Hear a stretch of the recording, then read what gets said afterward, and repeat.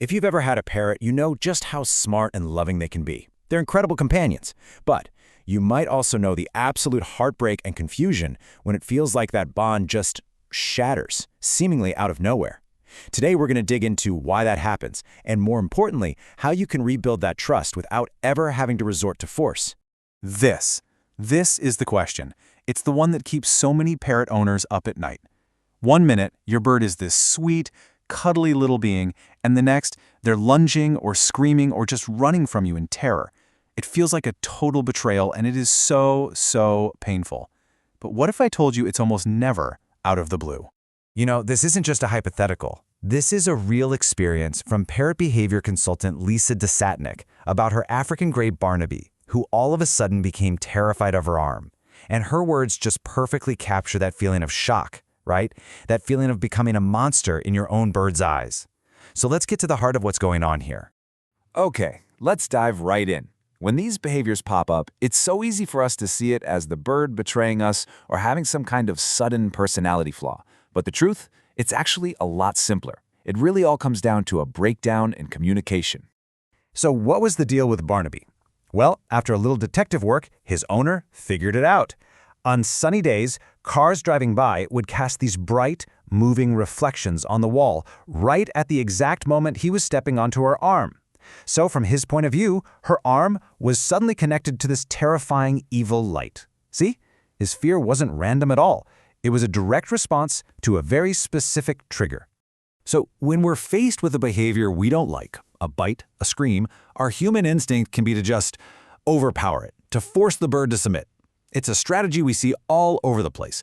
But for an animal as intelligent and sensitive as a parrot, it's a deeply flawed approach that can just shatter any trust you've built. Dr. Susan Friedman just nails the contradiction here. Using force to stop aggression is basically like trying to put out a fire with gasoline. The bird is already afraid, and you're responding with something that gives them an even bigger reason to be afraid. It just makes the whole problem worse. I mean, just look at the term itself. Parrot breaking. It comes from this really old, outdated mindset of dominance. This isn't about teaching your bird anything. It's about breaking their spirit until they just give up. The goal is to stomp out a behavior by force, not to actually understand it and change it through learning. Now, a common technique in this whole parrot breaking world is something called response blocking. This is when you might, say, hold a bird tightly in a towel to stop it from getting away or from biting you. What you're really doing is taking away the bird's only way of telling you it's terrified. It can't run, it can't fight, all it can do is endure the situation. And then there's an even more extreme version of this called flooding. This is where you expose the bird to the thing it's most afraid of. Maybe it's a vacuum cleaner or a new toy, and you just don't let it escape until it finally stops panicking. Now, it might look like it works because the bird eventually just shuts down, but the psychological damage from this can be huge, and it can last a lifetime. And you know, even advice that sounds gentle can be really harmful. Take the chair method. You've probably heard it. Just pull up a chair to the cage of a scared new bird and ignore its stress signals. The thinking is you're teaching it you're not a threat. But what you're actually teaching it is that all of its attempts to say, "I'm scared, please give me space," are completely useless. You're not building trust at all, you're actively breaking it. So what really happens when we use these kinds of forceful methods? I want to be clear, this isn't just about being nice to our birds. There's a well-documented psychological principle at work here, and it has some severe, very real consequences. And this is the absolute key. It's called learned helplessness.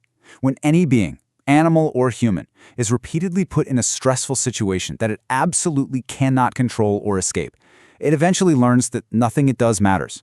It just gives up. This isn't taming. This is creating trauma. And the fallout from this is just devastating. Research shows learned helplessness leads to a total loss of motivation, it makes it harder to learn new things, and it causes serious emotional problems. It can even make the bird physically sick. Your bird might become withdrawn and apathetic, or its fear can fester and turn into even more intense, unpredictable aggression down the line.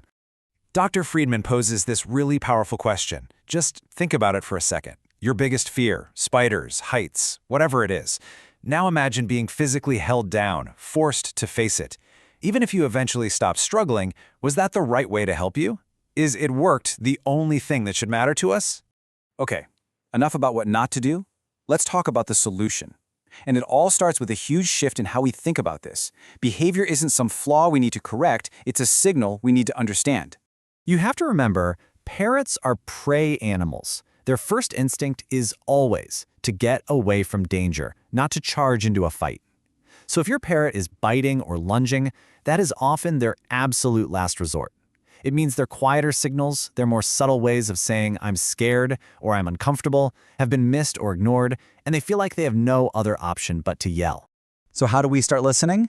We learn to speak their language. A bird with its feathers slicked down tight to its body is alarmed.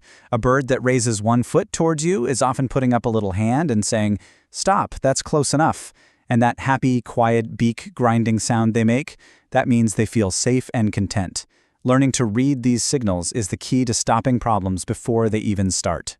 And all of this brings us to a modern, science-backed way of thinking that's all about building trust and making the bird an active, willing partner in their own care.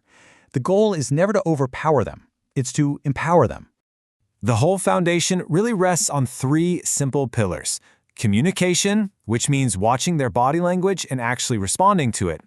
Consistency, you want to be a safe, predictable person in their life.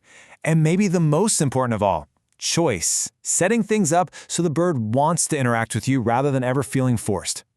So what does this actually look like? Well, a technique called systematic desensitization is incredibly powerful. Instead of flooding the bird with fear, you do the opposite. You find the distance where the bird is totally calm, even with the scary thing in the room. You reward it for just being calm. Then, you move just a tiny bit closer. If you see any tension, you immediately back up. You always work below their fear level.